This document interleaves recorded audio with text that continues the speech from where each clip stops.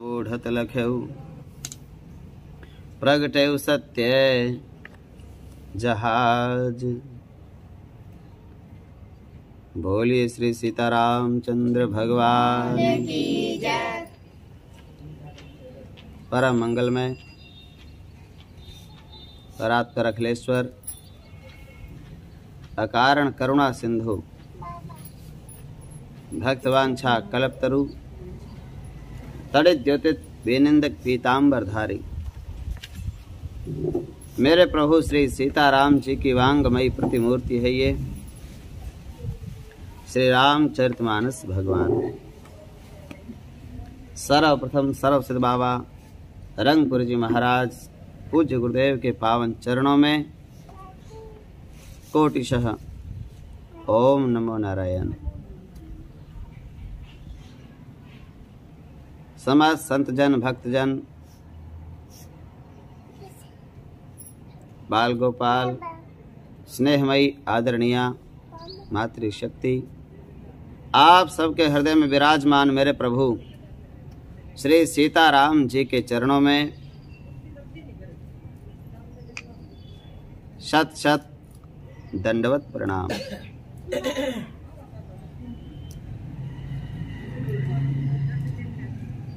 कल की कथा को आगे बढ़ाते हुए पक्ष प्रांत बारात विदा हुई, अयोध्या आई, बहुएं घर में आई और क्या आनंद हो रहा है अयोध्या में। बाबा ने लिखा है अयोध्या कांड के प्रारंभ में, जब ते राम ब्याही घर आए, जब ते राम ब्याही घर आए, नित नव मंगल मोद बधाए, नित नव मंगल मोद बधाए। भुवन चारि दस भूधर भारी, भुवन चारि दस भूधर भारी। सुकृत मेघ बरसहि सुख बारी, सुकृत मेघ बरसहि सुख बारी। रिद्धि सिद्धि संपत्ति नदी सुहाई, रिद्धि सिद्धि संपत्ति नदी सुहाई। उमगे अवध बुद्धि कहूँ आई, उमगे अवध बुद्धि कहूँ आई। कहे न जाए कछु नगर विभूति, कहे न जाए कछु नगर विभूति। जनु एतनिया बेरंची कर तूती, जनो एतनीय बेरंची कर तूती। जब ते राम ब्याही घर आए, नित्य नवीन आनंद श्री अवध में हो रहे हैं और नित्य नवीन आनंद में ही रहना चाहिए। देखिए सुख और दुख मन की अवस्था है और आनंद हृदय की अवस्था है। आनंद का गमन हो जाए तो ये वापस नहीं आता और आनंद का आगमन हो जाए वापस नहीं जाता। भगवान से प्रार्थना करिए जितनी देर भगवत कथा में आनंद है ये जीवन में हमारे जीवन में 24 घंटे बना रहे। कथा में हम सिर्फ आप लोगों के लिए नहीं सुना रहे, ये कथा सुनाने वाले को भी आनंद आता है। हम आप जो भी परमार्थ बना पा रहे हैं, ये हमारा निजी आनंद है। और जिसको यह पता चल गया कि हम तो अपने आनंद के लिए भजन कर रहे हैं, सत्संग में बैठे हैं, कथा में बैठे हैं, वो सबसे सौभाग्यशाली हो जाएगा। दूसरे का आनंद मत देखिए, अपना देखिए। बस एक व्याधि से हमें बाहर निकलना है कि सुख और दुख मन की अवस्थाएं हैं। यदि आपने अभ्यास कर लिया कि हम सुखी हैं, बड़ी कृपा है मेरे प्रभु की, ऐसा सोचने की आदत बना लो बस, तो सुखी हो जाओगे। जो हमें मिला है उतनी बड़ी कृपा है। मिला भगवान की इच्छा इतना ही देने की है, इसी में संतोष करो। जो कार्य हमसे बन गया वो भगवान की कृपा से बन गया। जो प्रयास करने से भी हमारा काम नहीं बना, भगवान की इच्छा है कि अभी इतना ही में संतोष करो।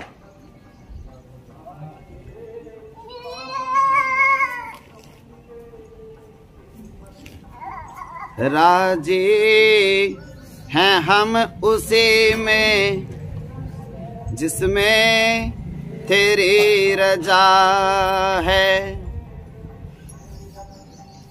यहाँ तो यूं भी वाह वाह है और वैसे भी वाह वाह है।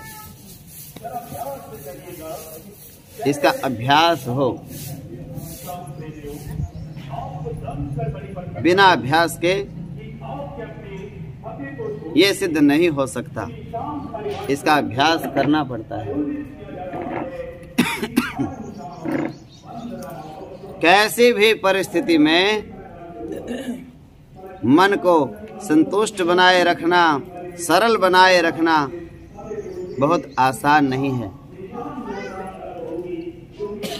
प्रवचन देना सरल है, लेकिन जीवन सरल नहीं है। जब आप अभ्यास करेंगे तो ये सरल हो जाएगा। छोटी छोटी बातों पर तनाव ये समाप्त हो जाएगा। व्यक्ति जब देखो तब तनाव में ही मिलता है, पसीना पहुंचता रहता है, पसीना पहुंच के मत्था काला कर लेता है।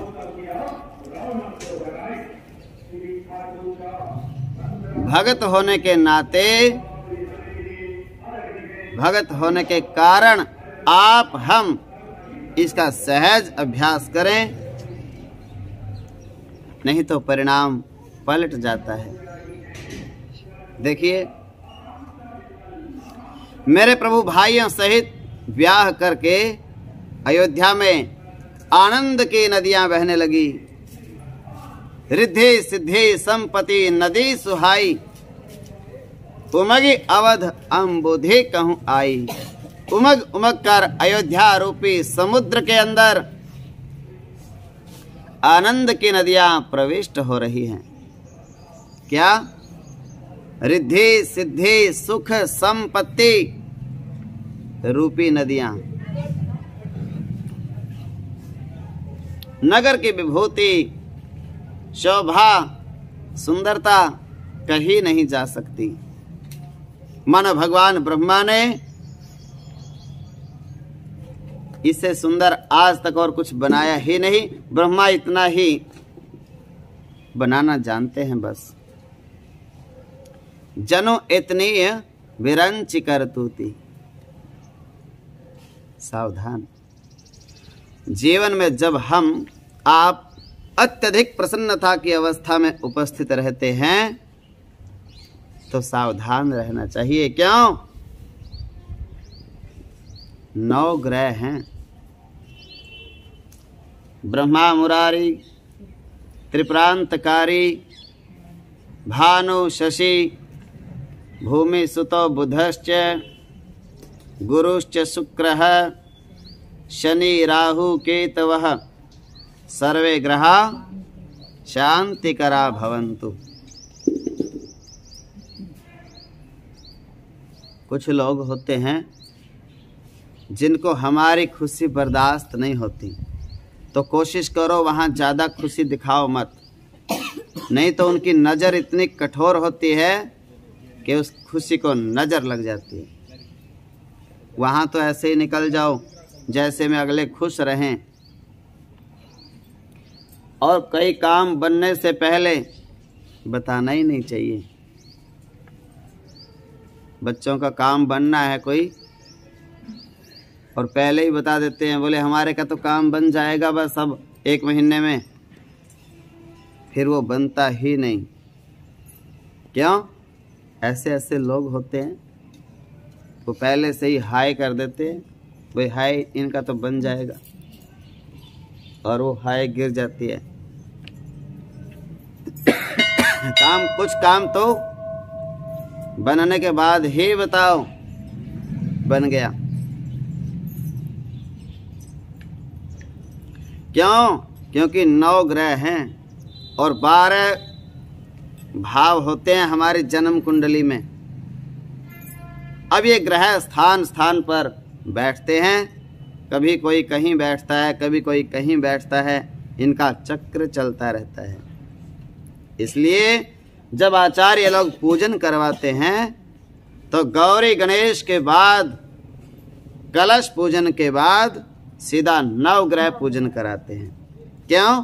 सर्वे ग्रहा शांति करा भवन्तु। शांति रखना, शांति रखना, शांति रखना, सावधानी रखनी है। न जाने किसका कब क्रम आ जाए, न जाने हमारी कुंडली के किस घर में कौन सा ग्रह प्रवेश कर जाए। एकदम सावधान रहना चाहिए। प्रसन्नता की आत्यंतिक अवस्था में जब ज्यादा खुशी होती है, उसकी आड़ में दुख बैठा रहता है छिप करके। ये खुशी जाने दो और मेरा नंबर, मुझे प्रवेश करना है अब इस घर में, मेरा भी नंबर आने दो। तो सुख की आत्यंतिक अनुभूति में आप प्रवेश कर रहे होंगे, दुख आना चाहता है, और यदि आप पहले से सावधान नहीं, तैयारी नहीं, तो फिर मन को बहुत क्लेश, बड़ा दुख होता है। इसलिए ज़्यादा खुशी नहीं मनानी चाहिए, थोड़ा धीरज रख के और दुख का सामना करने के लिए भी तैयार रहना चाहिए। जो खुशी देता है अपना कर्म है वो, और कभी कभी अपने की हुई गलती दुख भी दे सकती है। उस दुख में टूटना नहीं है। जैसे सुख को स्वीकार कर लिया, उसी तरह यदि ग्रह चाल की वजह से दिन के बाद रात आती है, रात के बाद फिर दिन को आना है, सुख के बाद अगर कुछ पल के लिए दुख आने भी लगे तो सुमिरन करते रहो और इंतजार करते रहो। जैसे दुख आया है चला जाएगा, ये हमेशा रुकने वाला नहीं है। दुख रुकता कहाँ है? जिस घर में, जिस घर के लोग ये नहीं कहते कि बड़ी कृपा है परमात्मा की, वहाँ दुख रुक जाता है। और जो लोग बोलते रहते हैं बड़ी कृपा है मेरे ठाकुर की, बड़ी कृपा है मेरे प्रभु की, बड़ी कृपा है गुरुदेव भगवान की, बड़ी कृपा है मेरे माता पिता की, बस ये मंत्र जपते रहो बोल बोल के। ये भी एक सबसे बड़ा कीर्तन है। कैसे हो आप? बड़ी कृपा है, आनंद है, बड़ी कृपा है ठाकुर जी की। ये मंत्र सबसे बड़ा है। जब कृपा कृपा बोलते रहोगे तो कृपा बरसनी शुरू हो जाएगी, इतनी बरसेगी कभी दुख आएगा नहीं। और दुख कब आता है? दुख घर में तब आता है जब कहते हैं बड़े दुखी है, बड़े परेशान है, तुम्हारे को पता ही है, क्या क्या क्या सुनाऊं, पहले भी दुखी थे, आज भी दुखी हैं, पीछे से भी दुखी थे, आगे से भी दुखी हैं। ये कीर्तन बड़ा खतरनाक है, बड़ा बुरा है, बड़ा भाग्यहीन कर देता है आदमी को। बस ये परहेज है, ये दवाई क्या है? बड़ी कृपा। और परहेज भी है, डॉक्टर बताते हैं ना, तो गुरु वैद है, सतगुरु वैद, वचन विश्वासा। और संयम यह है, ना हो विषय की आशा। तो परहेज क्या करना है? कभी भी जीवन में बोलना नहीं कि बड़े दुखी हैं। कुंती माता ने कभी नहीं बोला। किसी एक भक्त का भी आप नाम नहीं बता सकते जिसने बोला हूं मैं बड़ा दुखी हूं। एक भी भक्त शास्त्रों में, ग्रंथों में, तीर्थ स्थानों में कोई ऐसा हुआ नहीं जिसने कभी बोला हो कि मैं बड़ा दुखी हूं। किसी भक्त से भी पूछ लिया, कैसे हो? बड़ी कृपा है। सुदामा जितना गरीब कोई नहीं हुआ। सुदामा जी गरीब थे, पूछा कैसे हो? बड़ा आनंद है, द्वारकाधीश की कृपा है। तो एक ही मंत्र, बड़ी कृपा है। किस किस की कृपा है? माता पिता की कृपा है, बड़े बुजुर्गों की कृपा है, गुरुदेव भगवान की कृपा है, मेरे प्रभु ठाकुर जी की कृपा है, शंकर भवानी की कृपा है, और आप सब की कृपा है। बस यही सबसे बड़ा ज्ञान है, यही सबका सार है।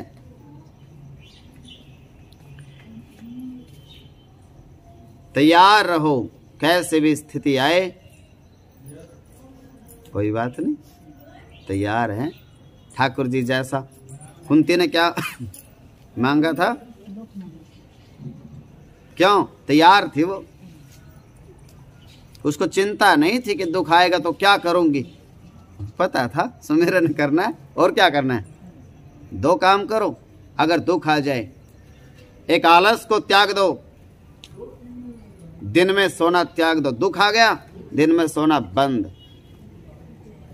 मेहनत करो, काम करो, दिन रात एक करके लगन से काम करो, खूब कमाओ और खूब भजन करो। दोनों काम करोगे दुख रह नहीं पाएगा। और क्रोध करना बंद कर दो और हाय हाय दुखी हैं ये मंत्र छोड़ दो बोलना। आलस करोगे, क्रोध करोगे, घर के लोगों की निंदा करोगे, हाय दुखी हैं, किसने करे? बोले इधर वाले पड़ोसियों ने और उधर वाले ने, दोनों ने। फिर दुख कभी नहीं जाएगा। ये परहेज है, बस इसी का नाम भक्ति है। परिस्थितियों को स्वीकार करना ही सुख है और परिस्थितियों को स्वीकार ना करना ही दुख है। कई बार बता देना, प्रसाद नहीं बनाना। पूजन कर रहे हो देखो, आप कई बार पूजा कर रहे हो, जिसको दुखी ही रहना है ना, उसको कोई सुखी कर नहीं सकता। कारण पूजा में बैठ गए, शंकर जी की पूजा करने लगे और बेलपत्र नहीं है, तो लोग पूरे घर को सिर पे उठा लेते हैं। मैंने 3 दिन से बोला था, मैंने उसको बोला था, इसलिए मैं पूजा ही नहीं करूंगा, आज के बाद कभी पूजा ही नहीं करूंगा मैं। तो क्यों नहीं करोगे? मैंने यहाँ बेलपत्तर रखे थे, मेरे वाले बेलपत्तर उठा के ही ले गया, गायब कर दिए, मंदिर में चढ़ा के आया। जिन लोगों के अंदर ये भाव हैं, भगवान को ही चढ़ाने थे, भगवान ने आप पहले ही मंगवा लिए, घर वाले भी परेशान है ऐसे आदमी से और वो खुद भी परेशान। कोई भी पूजा में कमी रह जाए या घर में खाने में पीने में कोई सामग्री में कमी रह जाए तो संतोष करके मन से वो चीज चढ़ा दो। भगवान की पूजा की सामग्री कौन पूरी कर सकता है? कोई नहीं कर सकता। मन से बेलपत्र चढ़ा दो। मनसा स्मरामि।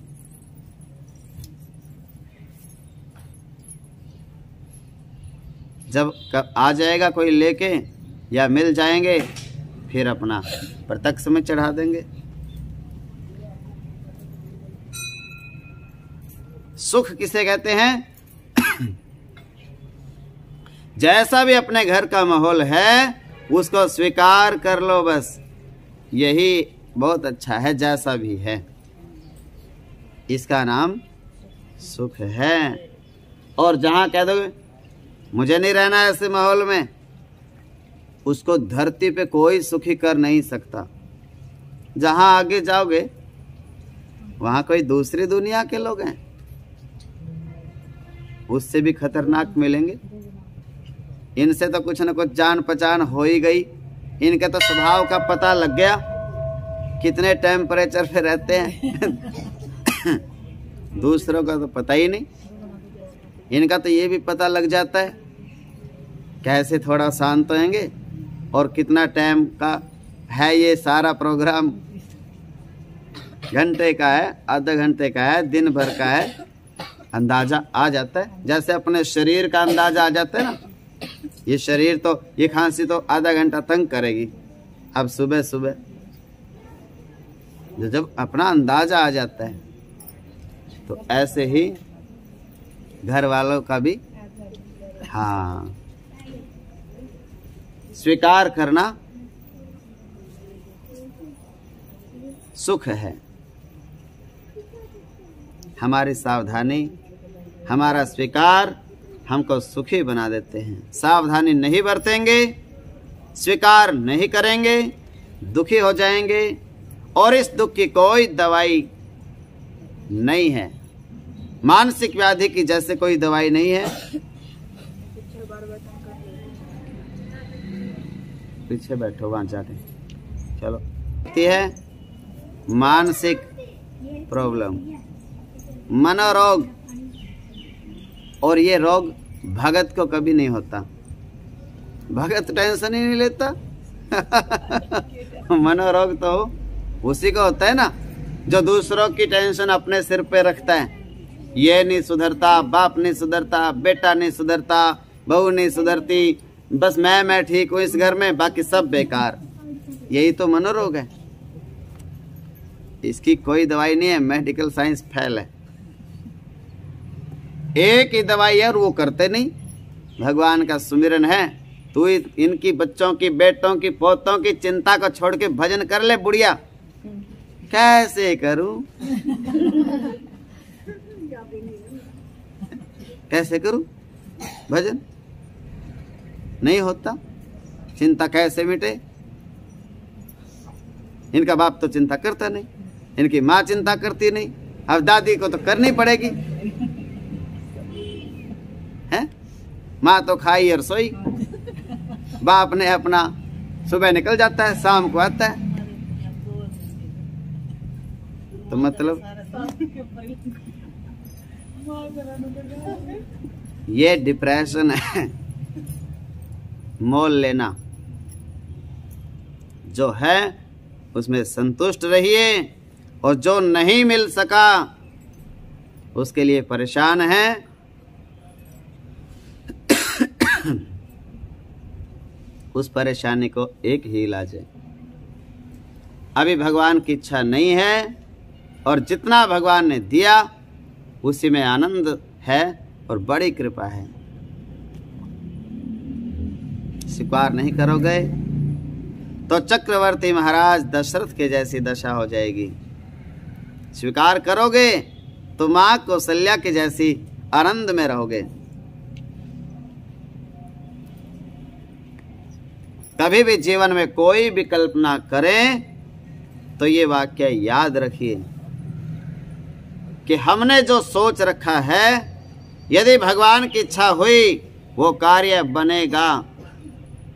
किसकी इच्छा? क्यों? क्योंकि राम कीन चाहे सोई होई, करे अन्यथा अस नहीं कोई। बिना उनकी इच्छा के कुछ नहीं हो सकता। तो चक्रवर्ती महाराज दशरथ एक दिन मुकुट पहन रहे थे, दर्पण में देख करके शीशे में कान के पास क्या देखा, कुछ बाल सफेद हो गए। अब तो पैदा ही बच्चे सफेद बालों वाले होते हैं। उनकी तो हजारों साल की उम्र थी दशरथ महाराज की, बुढ़ापे में तो बच्चे पैदा हुए थे।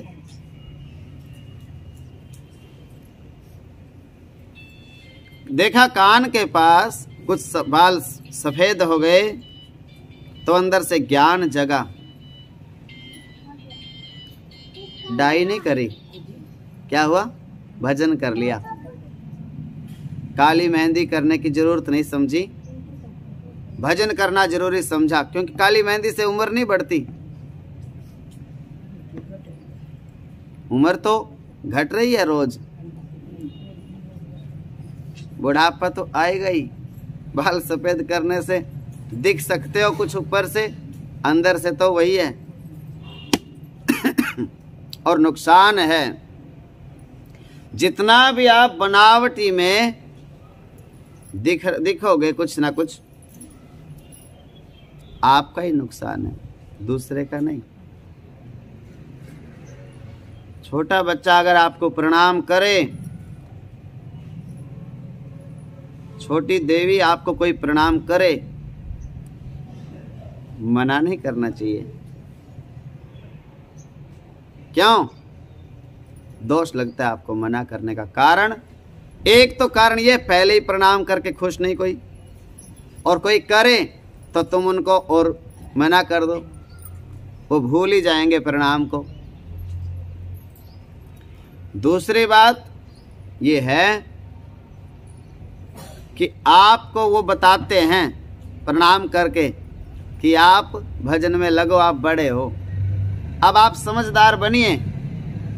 और जो कहता है कि मुझे प्रणाम मत करो, वो कहता है मुझे बड़ा नहीं बनना, मैं छोटा ही ठीक हूँ, और जैसी गलतियां रोज करता हूँ 15 साल की उम्र से, मुझे वो करनी ही हैं, अभी नहीं सुधरना मैंने।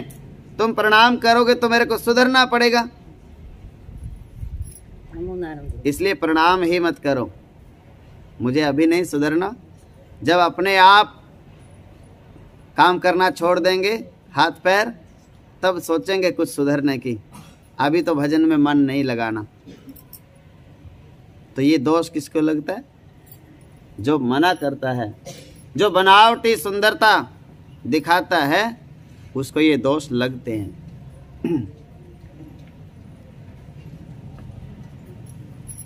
अब दादा है और वो बाल काले को लेकर के औरतों के साथ में घूम रहा है, सैर कर रहा है,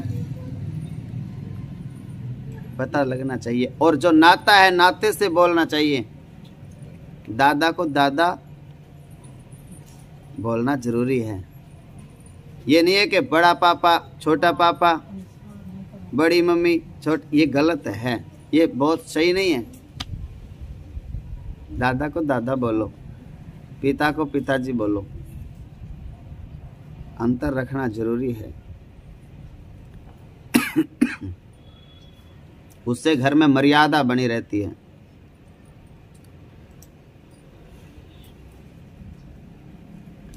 राजा दशरथ ने जब देखे कान के पास बाल सफेद आ गए, अंदर का ज्ञान जागा, भजन का समय आ गया, जीवन थोड़ा रह गया, बहुत जीवन व्यतीत कर दिया, खो दिया दुनिया के कामों में, अब एक पल भी खोना नहीं चाहता मैं।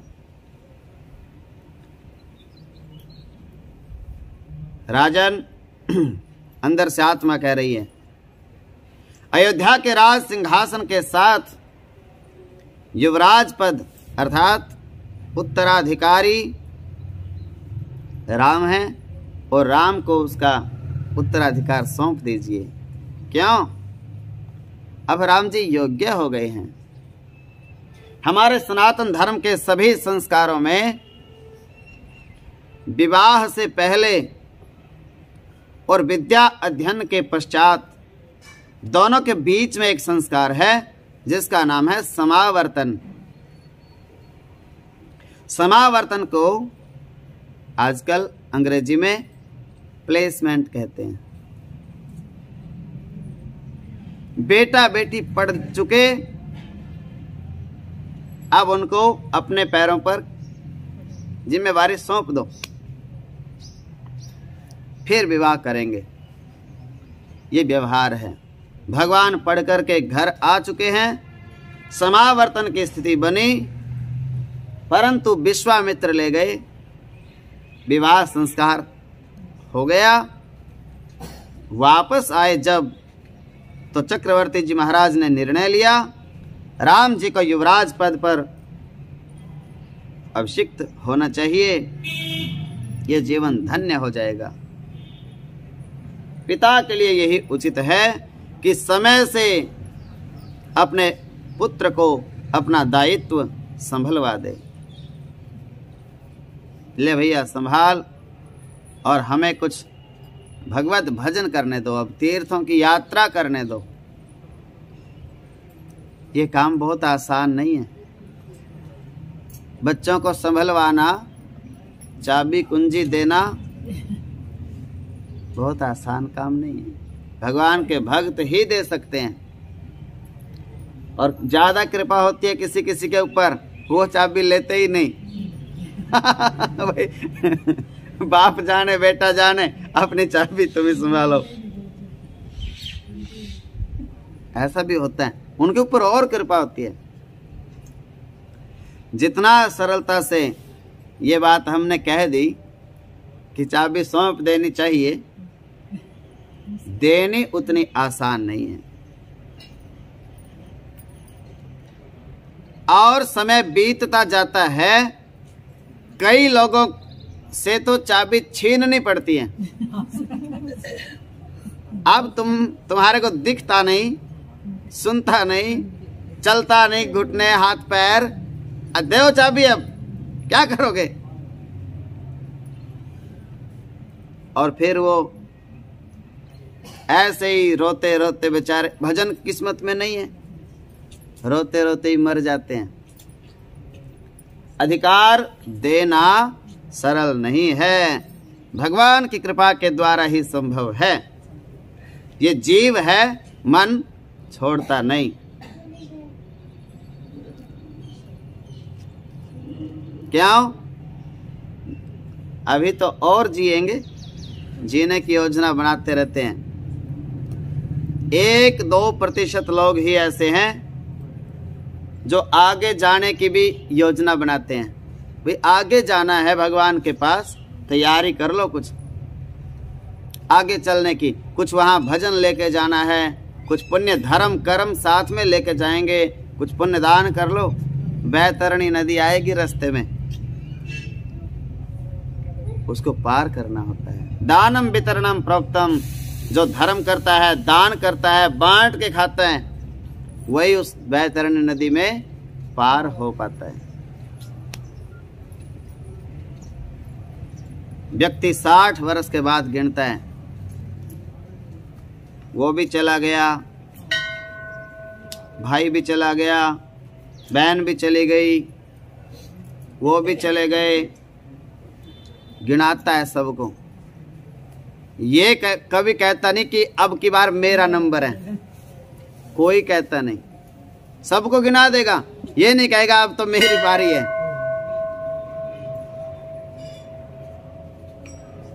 गिनती करनी चाहिए और अपना नंबर अब रखना चाहिए। भाई इतने तो चले गए, अब मेरी बारी है। अब क्या करना? भजन करना है। क्यों? भजन करते करते पौड़ी पौड़ी चढ़ते जाओ। भगवान के धाम में जाना है ना, तो वहां जाते जाते भजन पहले ही शुरू कर लो, भजन करते चलेंगे। चलना तो जरूरी है। यहाँ कितने भी पांव अड़ा लो छोड़ना पड़ेगा, जाना पड़ेगा। जिंदगी एक किराए का घर है, एक न एक दिन बदलना पड़ेगा। मौत जब तुझको आवाज देगी, ये घर से निकलना खाली करना पड़ेगा, यहीं पड़ा रह जाएगा सब कुछ। दौलत के दीवाना सुन लो, एक दिन ऐसा आएगा, धन दौलत और माल खजाना यहीं पड़ा रह जाएगा, और ये सुंदर काया माटी होगी और चर्चा होगी। शाम को तो मिली थी, अभी कथा में गए थे, वहां तो मिली थी, ठीक ठाक थी। चर्चा होगी गली गली, ले लो रे कोई राम का प्यारा, आवाज लगाऊं। महाराज ने सोचा भजन का समय आ गया, गुरु की शरण में गए। गुरुदेव से मुहूर्त पूछा। गुरुजी मुहूर्त मुहूर्त क्या बताया? सावधान, ये मत कहना कि गुरुजी ने मुहूर्त निकाला राम के राज्याभिषेक का। गुरुजी ने मुहूर्त निकाला ही नहीं। क्यों? गुरु तो जानते थे, नहीं जानते, ब्रह्मा के पुत्र थे। गुरुजी ने क्या कहा? बेग विलंब न करिए नृप, साजिए सब समाज, सुदिन सुमंगल तब ही जब राम हो ही जुबराज। हे राजन, जिससे विमुख होकर जीव पश्चाताप को प्राप्त होता है, जिसके भजन के बिना जीव की जलन समाप्त नहीं हो सकती, ताप समाप्त नहीं होता, वही जगदीश अनंत कोटि ब्रह्मांड नायक परात पर ब्रह्म आपके प्रेम के वश में होकर आपके पुत्र बन के अवतरित हुए हैं। अस्तु मुहूर्त आवश्यक नहीं है, वही घड़ी सुंदर होवेगी जिस समय राम राज सिंहासन पर विराज जाएंगे। सुदिन सुमंगल तब ही जब राम हो ही जुबराज। और चक्रवर्ती जी महाराज ने अगले ही दिन का अपनी मर्जी से मुहूर्त बना दिया। कब का मुहूर्त बनाया? अगले दिन। 14 घंटे शेष थे। 14 घंटे का समय अयोध्या के जीवन में 14 वर्ष का हो गया। 14 घंटे का अभी बारी थी, देर थी 14 घंटे की, और वो देर 14 साल की देर हो गई। ये मानव जीवन है। जीवन में 2 काम तुरंत कर देने चाहिए। क्या? सत्कर्म करने का मन में आ जाए, तुरंत कर दो। दान पुण्य तीर्थ व्रत जप तप, जो भी परमार्थ का कार्य करने का विचार आए, तुरंत दान, महाकल्याण। बाएं हाथ में, दाहिने हाथ में है, दान करने का मन में आया, बाएं में मत बदलो। इतनी देर में आप बाएं में बदलोगे, मन का कोई भरोसा नहीं। बोले सुबह ही देंगे, रहने दो बदल जाता है इतनी देर में। हैं?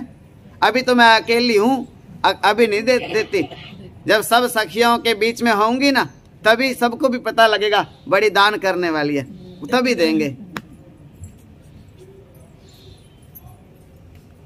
राम जी ब्रह्म हैं और चक्रवर्ती जी महाराज ब्रह्म के पिता हैं।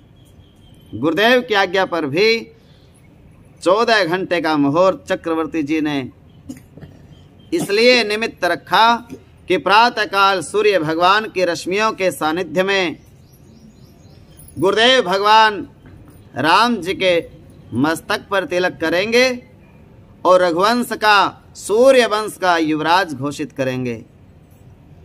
यदि मुहूर्त बना निकलवाएंगे तो मुहूर्त ज़्यादा लंबा न हो जाए, कुछ कहा नहीं जा सकता। दशरथ महाराज को बड़ी जल्दी थी। इसलिए भैया जितना सत्कर्म में रम गए, जम गए, कह गए, कर गए, उतना ही हमारा है। जितना अपने हाथ से कर लोगे, अपने जीव से नाम का जाप जितना कर लोगे, वो हमारा। अपने नेत्रों से अच्छी भावना से भगवान समझ के जिसका भी दर्शन कर लोगे, वो पुण्य हमारा। राक्षस समझ के जिसका दर्शन करोगे, चोर समझ के जिसका दर्शन करोगे, वो पाप हमारा। सिया राम मैं सब जग जाने, करऊं प्रणाम जोर जुग पाने। बारंबार हम यही आग्रह करते हैं, सत्कर्मों में रमते रहिए, भगवान में रमिए, तीर्थ करिए।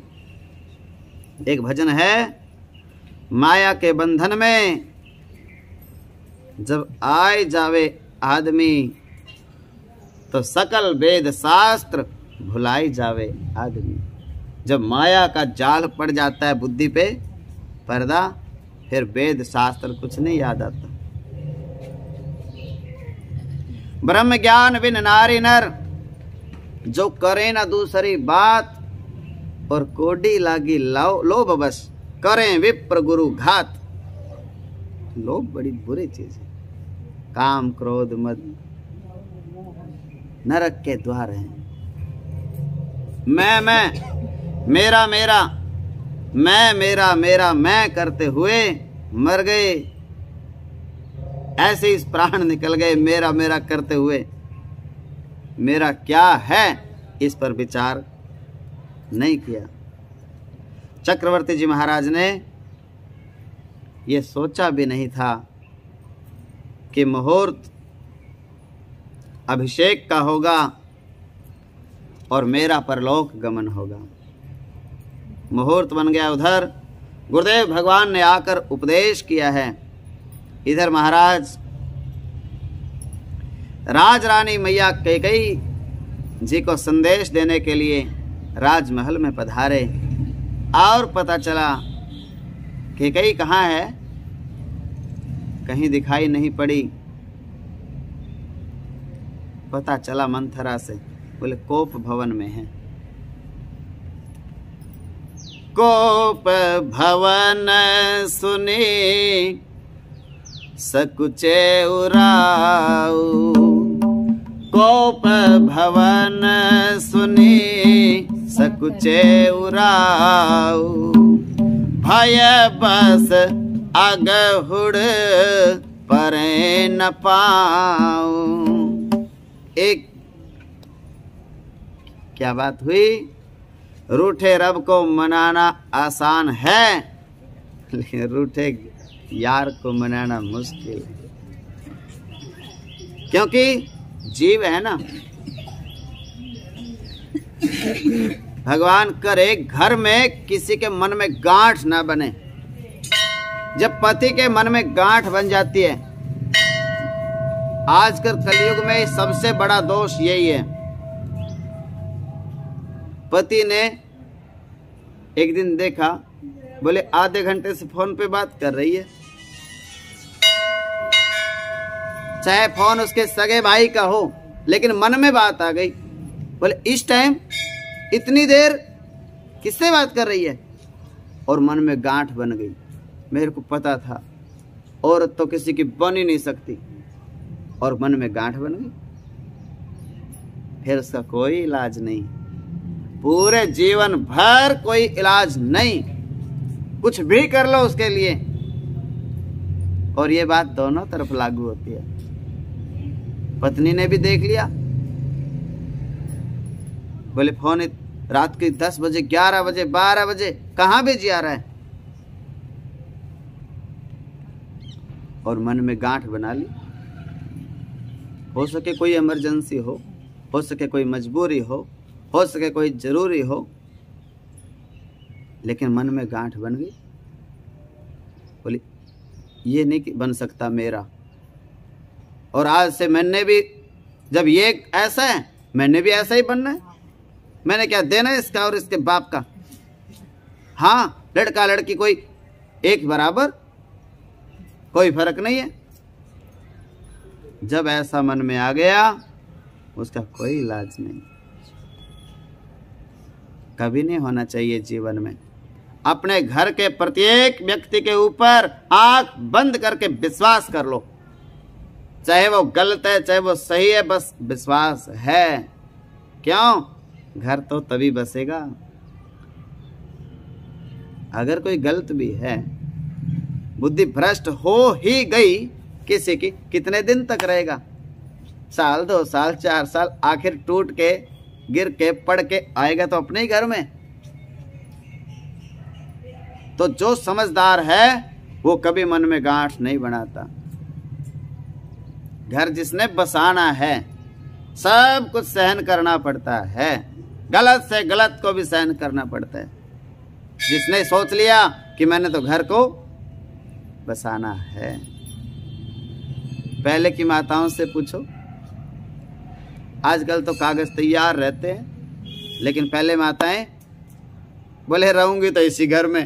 हाँ, ये भी पक्की बात है। बोले जा निकल जा, निकल जा।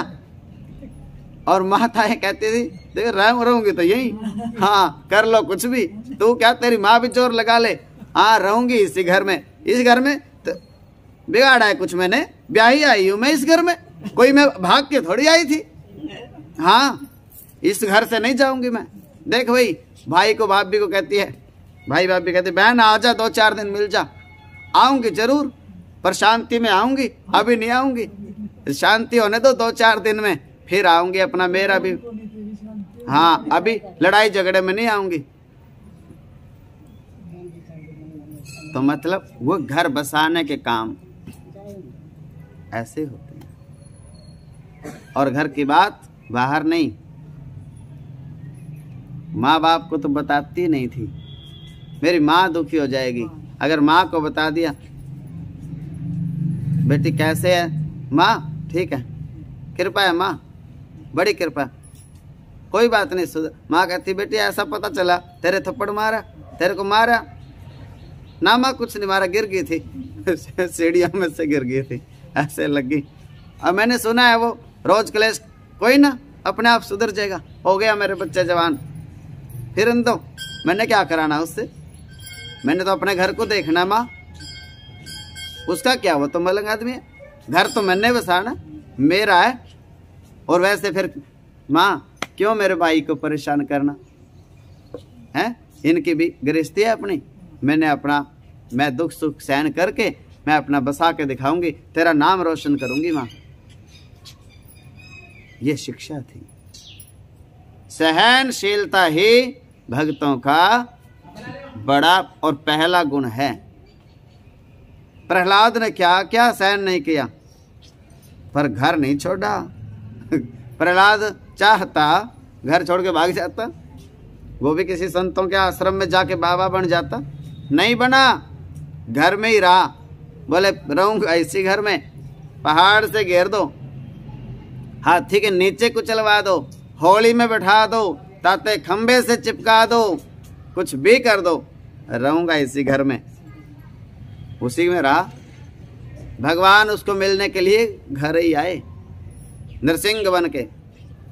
वो कहीं वृंदावन नहीं गया, कहीं और नहीं गया भगवान उसी के घर के खंबे में प्रकट हो गए। सूरदास का नाम सुना है? सूर अनेक फिरे कन मांगत, पद में सूर स्वाद कहाँ। ये भी सूरदास तो बहुत मांगते फिरते हैं गलियों में, आंखें नहीं है जिनके, बोले अंधे बाबे को खिलाएगा भला तेरा हो जाएगा, दो माई कुछ ना कुछ। लेकिन उनके सुर जैसे पद नहीं वो बोल सकते। सूर अनेक फिरे कण मांगत, पह पद में सूर सो स्वाद कहाँ। पुन ताल मंजीरा बजाती फिरे माताएं, पर मीरा मत वाली सी चाल कहाँ। राम कथा तो कितनों ने लिखी, पर तुलसीदास सी मर्याद कहाँ। नरसिंह बसे इन सब खंभों में, पर काढ़न को प्रहलाद कहाँ। अभी निकल जाए, प्रहलाद होना चाहिए। प्रहलाद किसे कहते हैं? जो सहनशील है। उस पिता की निंदा प्रहलाद ने कभी नहीं करी। इतने दुष्ट की, इतने पापी अत्याचारी की निंदा नहीं करी। क्यों? मेरा पिता है, तुम्हारे को क्या मतलब है? मेरा बाप मेरे को मारे, मेरे को डांटे, मेरे को पुचकारे, मेरे को कुछ भी करे, ये शरीर मेरा थोड़ी है, उसी बाप का दिया हुआ है। उसकी भी सहन नहीं करेंगे तो फिर किसकी सहन करेंगे? और जो माँ बाप की बात को सहन नहीं करता तो फिर उसको भगवान की तो सहन करनी पड़ती है, और फिर उसका कोई उपाय नहीं।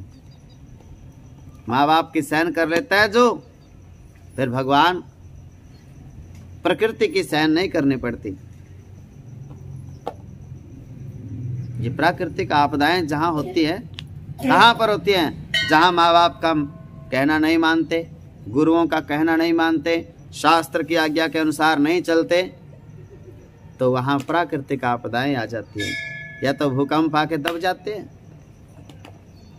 या अनावृष्टि अतिवृष्टि हो जाती है, या कोई आंधी तूफान झाड़ झंखाड़ कुछ न कुछ वहाँ बाढ़ आ जाती है, कुछ न कुछ हो जाता है। जहाँ बड़ों का सम्मान होता है, माता पिता की सेवा होती है। देखो एक कहावत है हरियाणा की, बोले ये गांव किसी के सहारे तो बसा हुआ है, कोई न कोई तो जति सती हर गांव में होता है, तभी तो गांव बसा हुआ है। जिस दिन कोई गांव में जत सती नहीं रहेगा, गांव किसके सहारे बसेगा? कोई साधु, कोई संत, कोई सिद्धपीठ, कोई जति, कोई सती, कोई नगर खेड़ा, कोई ऐसा जिसके सहारे पे वहाँ ओले नहीं पड़ सकते, बाढ़ नहीं आ सकती, प्राकृतिक आपदा नहीं आती, भूकंप नहीं आते। ऐसे सिद्ध बाबा रंगपुर जी महाराज टाल देते हैं, टल जाओ भाई, दूर से और जाओ कहीं, हमारी नगरी तो बड़ी पुण्य करने वाली है। दोनों समय भगवान का नाम होता है और सब मंदिरों में पुण्यदान होता है, कथाएं होती हैं, मैं भी सुन लेता हूँ, वो भी तो सुन रहे हैं, तो ये टाल देते हैं। वहाँ प्राकृतिक आपदा नहीं आती। मोटर बंद कर दो, नहीं तो फोन में भी आएगी ये बात। क्योंकि जीव है ना, जीव गांठ बांधता है, भगवान गांठ नहीं बांधते, भगत लोग गांठ नहीं बांधते, भगवान किसी से वैर नहीं रखते।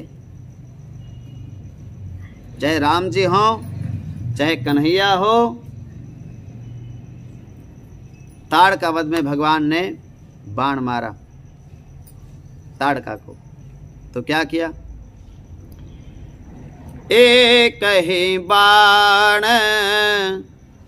प्राण हर लीन्हा, एक ही बाण प्राण हर लीन्हा। क्यों? वो उसकी दुश्मन थी, शत्रु समझा उसने? नहीं, राम किसी को शत्रु समझते नहीं। क्या समझते हैं? दीन जाने ते ही निज पद दीन्हा, दीन जाने ते ही निज पद दीन्हा।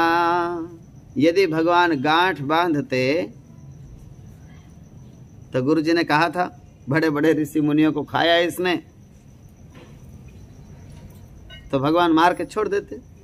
भगवान ने मार के छोड़ा नहीं, निज पद प्रदान कर दिया। वैकुंठ लोक में जाओ देवी,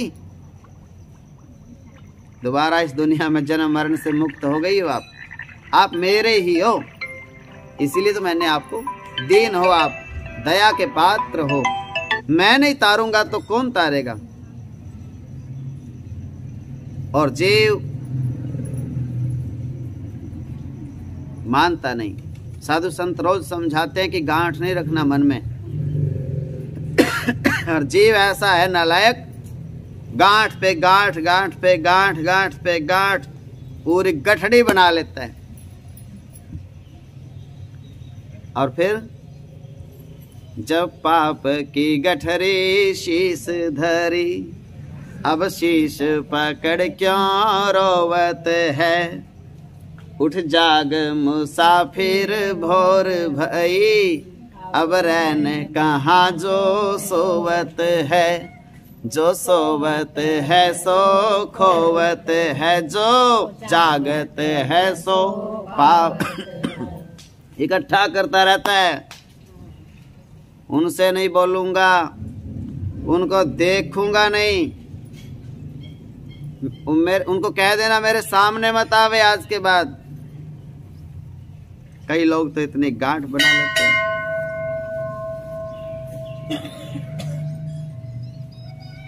भगत तो अकेले ही प्रसन्न रहते हैं, और जो गांठ बना लेते हैं अकेले ही परेशान। ना दिन में चैन, ना रात में नींद। कब तक यहां रहना है, कुछ कहा नहीं जा सकता। चक्रवर्ती जी महाराज कांप गए सुनकर, क्या कि कई कोप भवन में हैं, अर्थात नाराज हैं।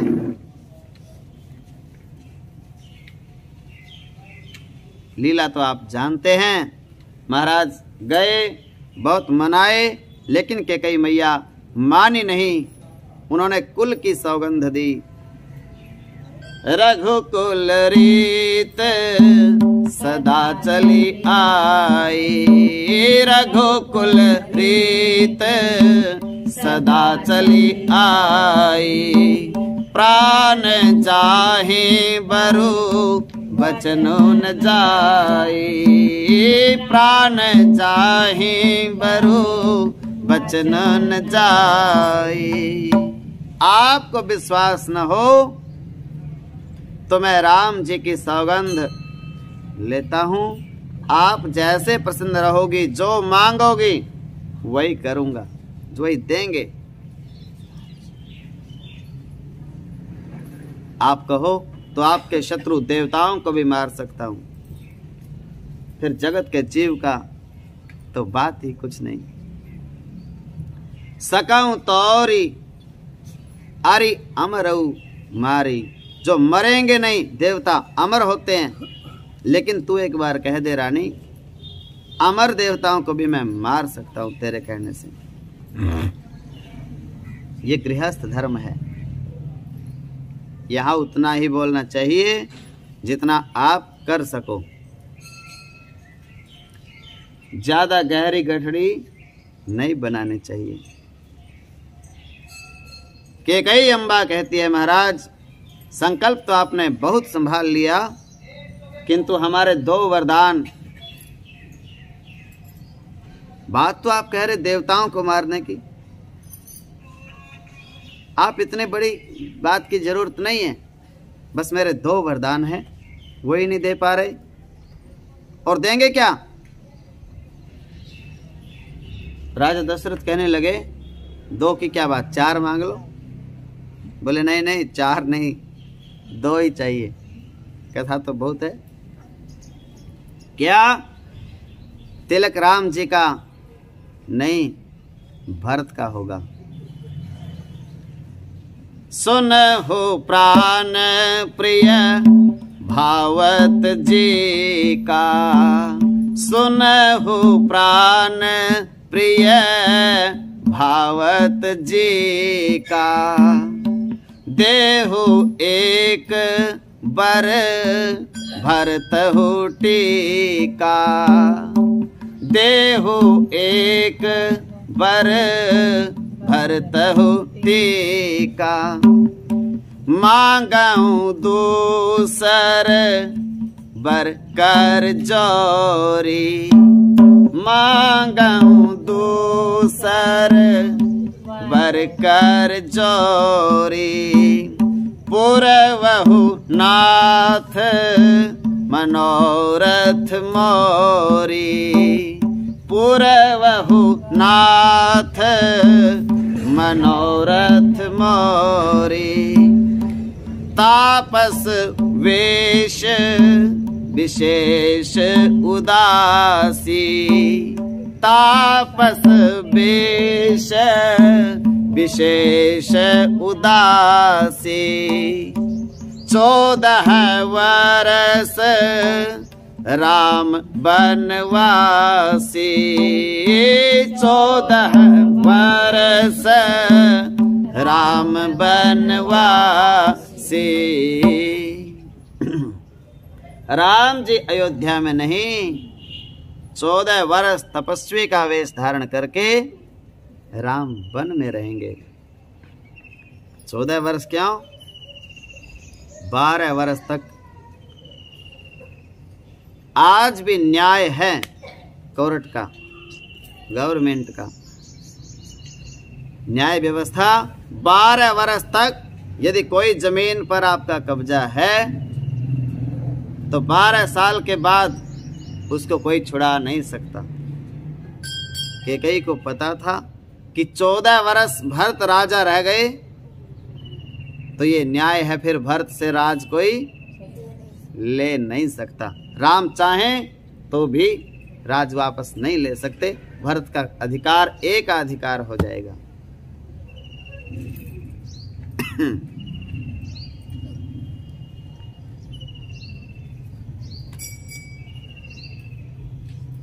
जननी सम जानहि पर नारी, जननी पर जानहि पर नारी, धन पराव विष ते विष भारी, धन पराव विष ते विष भारी।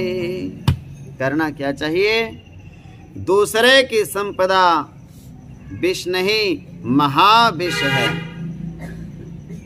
किसी की संपत्ति का हरण करके आप सुखी कदापि नहीं रहेंगे। हम या आप कोई नहीं रह सकता। माई का लाल, सुख तो अपनी आमदनी से बढ़ेगा, अपनी मेहनत से बढ़ेगा भैया।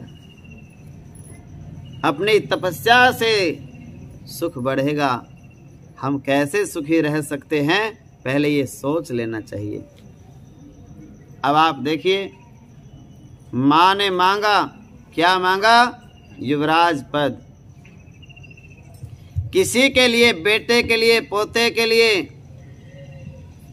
आप छल कपट करके उसको दे दोगे, आप मांग लोगे उसके लिए। अगर वो लायक है तो उसको संभाल कर रखेगा,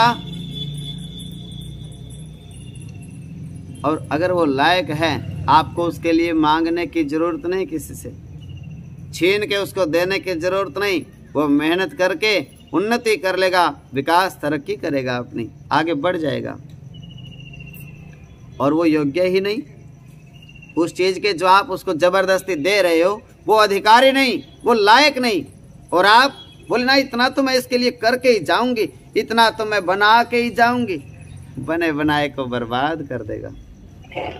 वो लायक नहीं है, वो अधिकारी नहीं है, वो योग्य नहीं है। योग्य होता है तो भगवान अपने आप ही देते रहते हैं उसको। त्रिशंकु महाराज की तरह इंद्र चर्चा करेंगे कि वो उनको दे दिया। देवताओं में बात चलती है, वो उसका अधिकार नहीं था लेकिन सब कुछ उसको दे दिया। और देवता फिर क्या करते हैं, कुछ विघ्न पैदा कर देते हैं। बोले जब उसका था नहीं उसको जबरदस्ती दे रही है, कर दो कुछ, उलझन खड़ी बखेड़ा, उसका भी नहीं रहे। अब जितना उसका था मिलना चाहिए था वो भी साथ में गया। त्रिशंकु महाराज विश्वामित्र जबरदस्ती उसको भेजने लगे स्वर्ग में, शरीर सहित। इंद्र की सभा में बात चली, बोले इस लायक नहीं है, ऊपर से धक्का दे दिया स्वर्ग से। नीचे से वेद मंत्रों के द्वारा विश्वामित्र जी ने बोले नहीं मैं स्वर्ग में भेज के रहूँगा शरीर सहित। नीचे से उन्होंने गिरने नहीं दिया, ऊपर उन्होंने चढ़ने नहीं दिया, बीच में लटका हुआ है आज तक। मांगने से पद नहीं मिलता, अधिकार नहीं तो हाथ में आके भी चला जाता है। तब करके हमने अर्जित किया, हम उसी से सुखी रह सकते हैं। अधर्म पूर्वक हमने कुछ अर्जित कर लिया तो हम उससे सुखी रहने वाले नहीं हैं, कभी नहीं रहेंगे। इसलिए सच्चाई का साथ देना चाहिए, छल कपट किसी के साथ ना तो करना चाहिए और ना छल कपट करने वाले की हाँ में हाँ मिलानी चाहिए। सीधा कह दो गलत करा है तूने, कोई डर नहीं। गलत व्यक्ति का साथ कभी नहीं देना चाहिए। भरत जी नहीं चाहते कि मेरे को राज मिले, माई ने भरत जी के लिए मांग लिया। चक्रवर्ती जी ने ये बात कही है कि भरत को तो राज नहीं चाहिए और तुम साक्षात मेरी मृत्यु बन के आ गई हो। क्यों? मेरे राम जी का वन में क्या काम रानी? राम जी यहाँ नहीं रहेंगे तो आप गुरु आश्रम में भेज देंगे राम जी को, पर वन मत दो। वशिष्ठ जी के आश्रम में वो सेवा कर लेंगे, भजन कर लेंगे, अयोध्या को छोड़ देंगे। ये पहला वर तो मुझे स्वीकार है। आप कहते हो भरत को राज, मुझे कोई आपत्ति नहीं। राम भी मेरा, भरत भी मेरा। मोरे भरत राम दोई आँखी, मोरे भरत राम दोई आँखी, सत्य कहूँ करी शंकर साखी, सत्य कहूँ करी शंकर साखी। मैं भगवान शंकर के साक्षी में कहता हूँ, राम और भरत दोनों एक बराबर है। मुझे आपको चाहिए भरत के लिए राज, आज ही देता हूँ वरदान। परंतु दूसरा वर जो मांगा आपने वो मेरे को स्वीकार नहीं है, इसको आप वापस ले लो। एक ही अम्बा कहती है महाराज स्त्री की भांति विलाप न करिए। यदि ऐसा था तो आपने क्यों प्रतिज्ञा की? आप क्या सोच रहे हैं कि मैं चना चबे न मांगूंगी? आपने 2 का 4 वरदान देने को कहा था, अब 2 देने में ही गिड़गिड़ाने लगे, नारी चरित्र में उतर गए। त्रास भरे वचन सुनकर महाराज और दुखी हो गए। धीरे धीरे समय बीता, प्रभात वेला हुई। सचिव जी के पुत्र के द्वारा प्रभु को ज्ञात हुआ। और आप सब जानते हैं, जगत जानता है कि भगवान ने जैसे ही सुना, भगवान माँ के भवन में पधारे और जैसे पता चला कि माँ ने पिताजी से यह वर मांगा है तो प्रभु प्रसन्न हो गए। कहते हैं, हे माँ, मेरे प्राणों के प्यारे भरत जी राज पावें, इससे बड़ा सौभाग्य मेरे लिए और क्या हो सकता है। भगवान ब्रह्मा मेरे साथ सब प्रकार से अनुकूल हो गए हैं। भगवान ब्रह्मा ने ही ये रचना विधना बना दी है। देखो, अधिकार से मुक्ति हो जाए, अपनी जिम्मेवारी कोई दूसरा संभालता हो, तो इससे बड़ा सुख धरती पे कोई नहीं है। छोड़ देनी चाहिए और आनंद में रहो। जिस वस्तु से या व्यक्ति से तनाव हो, उससे बाहर निकल जाना चाहिए। क्यों?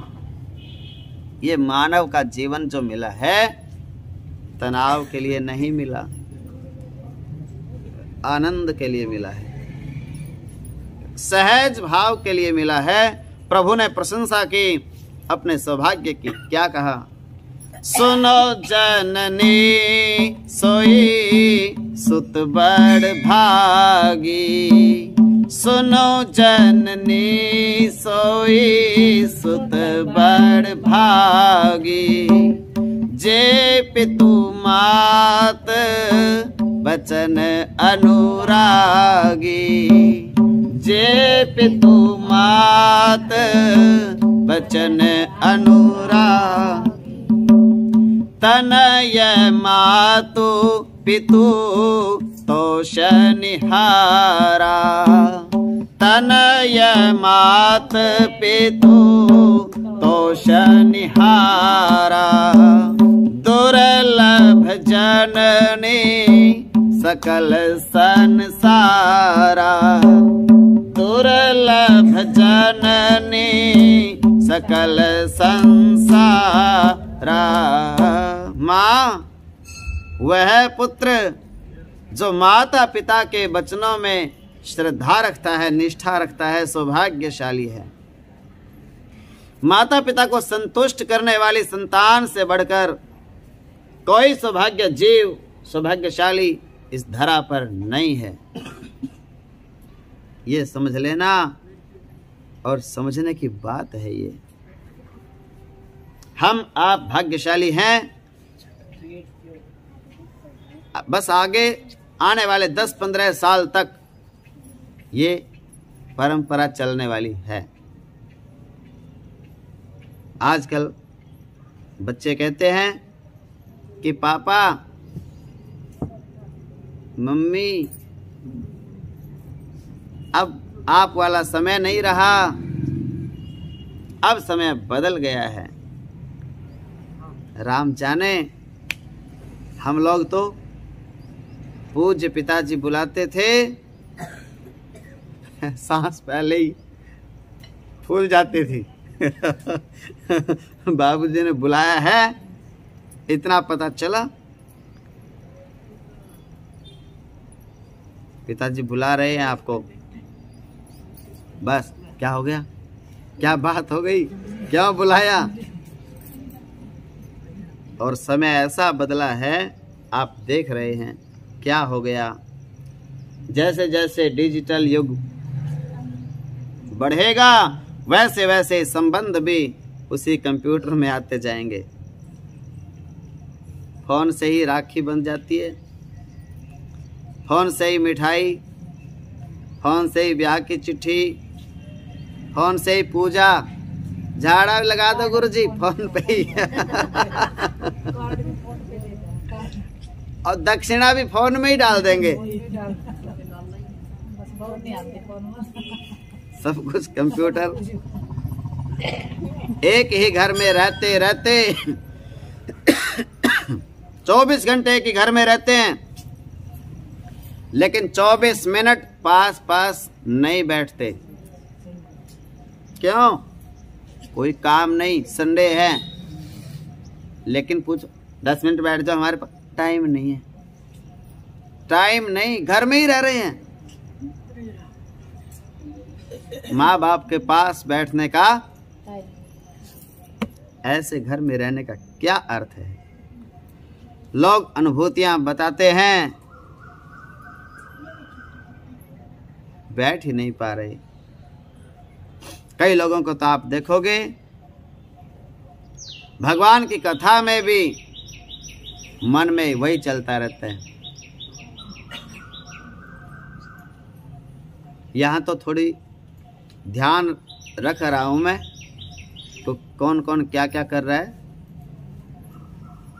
कई जगह तो कथाओं में बैठ के भी व्हाट्सएप ही चलता रहता है। बोलो जय श्री कृष्ण। अभी बैठ लो माँ बाप के पास 10 साल 15 साल, उसके बाद तो ये बैठने वाला रिवाज ही खत्म हो जाएगा। क्यों? जब साथ रहने का अभ्यास नहीं, कहना मानने का आदत नहीं, पास में बैठ के करेंगे क्या? पास में बैठोगे तो कोई ना कोई बात समझाएंगे, उनमें 2-4 समझाएंगे तो 1-2 माननी भी पड़ेगी।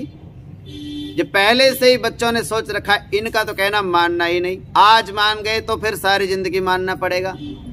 आज मैं दब गई तो ये सिर पर चढ़ जाएगी सासू, आज ही नहीं दबना मैंने।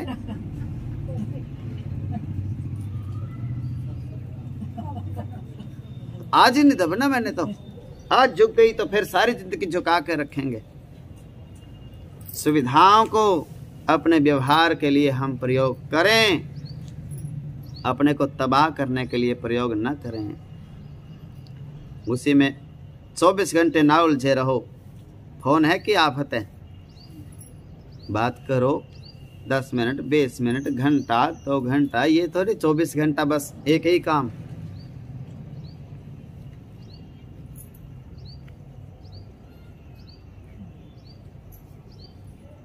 भरत जी के लिए माँ ने राज मांगा और भरत जी को चाहिए नहीं। अब आप सोचेंगे कैकेयी अम्बा ने मांगा क्यों? इस पर भी चर्चा करेंगे कि कैकेयी अम्बा ने भरत जी के लिए राज क्यों मांगा। क्या कैकेयी अम्बा नहीं जानती हैं कि राम यदि वन में होंगे तो भरत राज सिंहासन पर बैठेगा ही नहीं? पता था। क्या वो रघुवंश की परंपरा को नहीं जानती कि ज्येष्ठ पुत्र को ही राज का अधिकारी माना जाता है?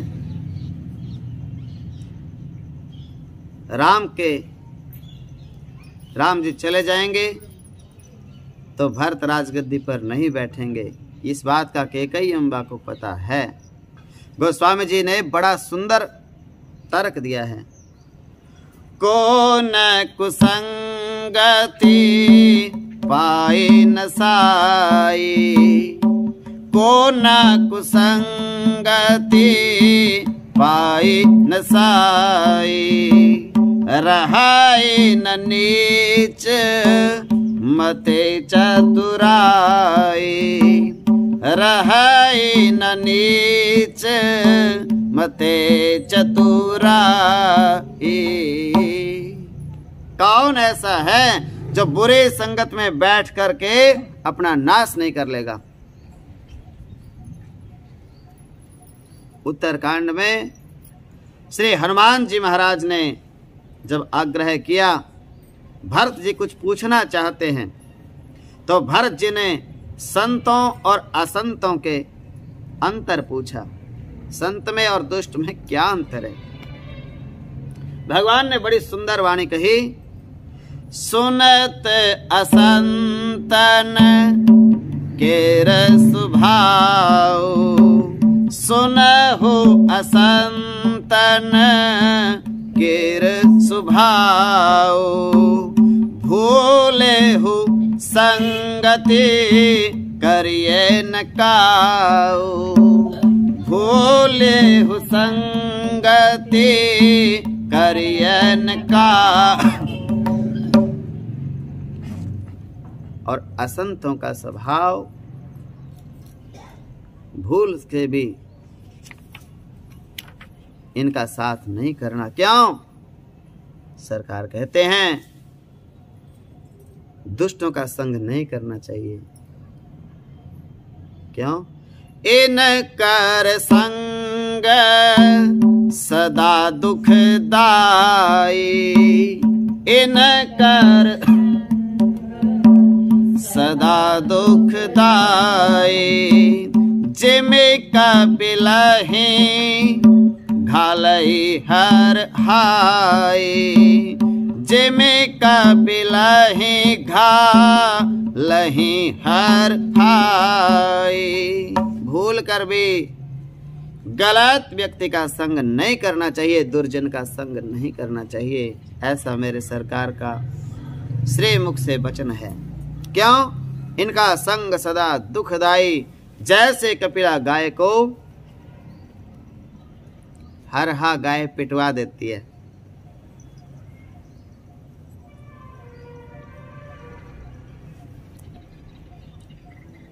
केवल मंथरा का कुसंग लगा, स्पर्श दोष केकई अम्बा की बुद्धि पलटी। भूल कर भी असावधानी नहीं होनी चाहिए, बिल्कुल सावधान रहना चाहिए और बचना चाहिए। किससे बचना है? बुरी संगति से। कुसंगति, बुरा आदमी बड़े मंत्र बताएगा आपको, मेरा तो मित्र है तू, मैं तेरे को बड़ा लाभ पहुंचाऊंगा, मैं तेरे को विदेश में ले जाऊंगा, आजकल चल रहा है ना।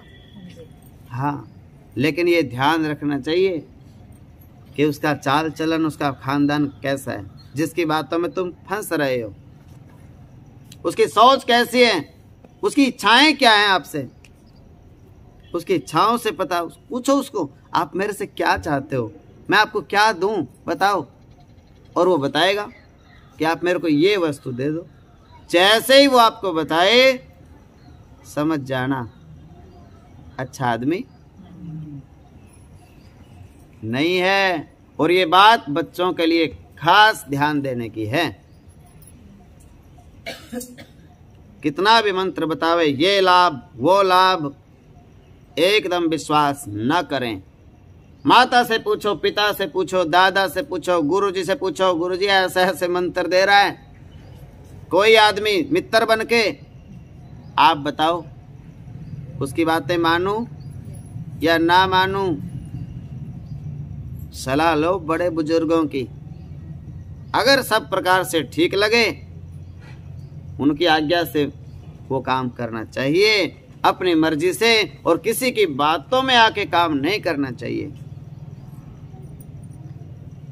भैया ये तेरे लाभ सारे तेरे को ही बने रहें, मेरे को तो माता पिता से, गुरुजी से पूछना है, पूछ के करते हैं हम तो। हमारी दादी, हमारे दादा, हमारे बाप, हमारे चाचा ताऊ बिना पूछे आज तक कुछ नहीं करते।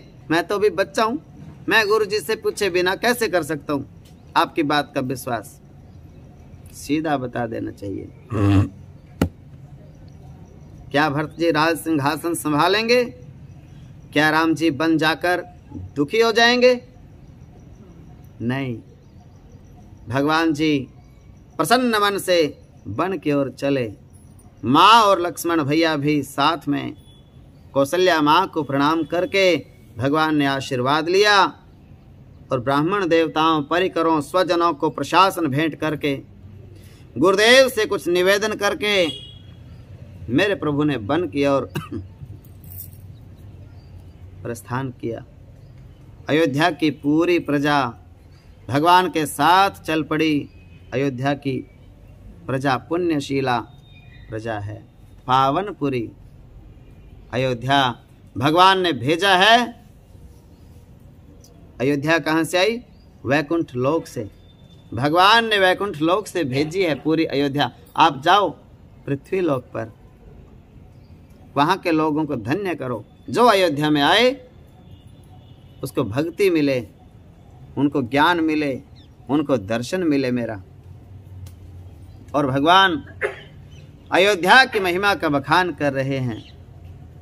यद्यपि सब बैकुंठ बखाना, यद्यपि सब बैकुंठ, वेद पुराण विदित जग जाना, वेद पुराण विदित जग जाना। अवधपुरी सम प्रिय नहीं सो, अवधपुरी सम प्रिय नहीं सो। यह प्रसंग जानत को, यह प्रसंग कोई कोई जानता है। कौन? सो। जो वैकुंठ इतना प्रिय नहीं है मुझे जितनी प्रिय अयोध्या जी है। श्री धाम अयोध्या नगरी, पावनपुरी रुचिर यह देशा। पुरी ही प्रिय नहीं, वहाँ के लोग भी प्रिय हैं मुझे। अति प्रिय मोहि यहाँ के बासी, अति प्रिय मोहि यहाँ के मम धाम दा पुरी सुख राशि, मम धाम दा धन्य अवध जो राम बखानी, धन्य अवध जो। अयोध्या जी धन्य हैं जिनकी महिमा मेरे प्रभु ने अपने श्रीमुख से वर्णन की। अयोध्या पावन पुरी है, प्रथम पुरी है।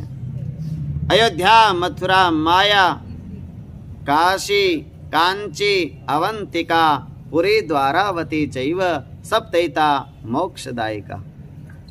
प्रथम पुरी अयोध्या जी हैं और अति पावनी पुरी है, क्योंकि प्रभु की प्रिय पुरी है। ऐसी पावन पुरी की महिमा मेरे सरकार करते हैं और प्रभु चले। जब सरकार आगे बढ़े तो सुमंत जी को बुलाकर श्री चक्रवर्ती जी महाराज कहते हैं, तात सुमंत जी रथ ले जाइए। और मेरे राम जी और सीता जी कभी पैदल नहीं चले, रथ पर बिठाकर वन दिखा करके दर्शन करा के ले आओ वापस। वन के कष्ट सिया जी को समझाना। कदाचित मेरी दृढ़ प्रतिज्ञा सत्यव्रती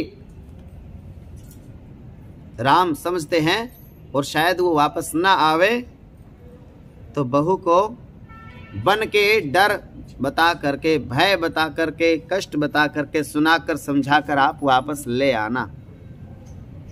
महाराज मिथिलेश, सीता के पिताजी ने जब सीता को विदा किया था उस समय मेरे को कहा था कि हमें आपने अपनाया, ये हमारा सौभाग्य है। हमने अपनी बिटिया को कभी डांटा भी नहीं है। यदि कोई अपराध बन जाए तो आप क्षमा कर देना, भूल जाइयो, हम समझाएंगे। मेरी ये तीनों चारों बेटियां अबोध हैं, अभी बालक हैं, कुछ जानती नहीं हैं। उन राजा जनक को मैं क्या कहूँगा? जब पता चलेगा कि मेरी बेटी सिया जी वन में चली गई, उनको मैं क्या मुंह दिखाऊंगा? इस प्रकार निवेदन करके सुमंत जी के प्रति चक्रवर्ती जी ने आज्ञा दी है। भय प्रगट कृपाला दीन दयाला, कौसल्या हित हर्षित महता।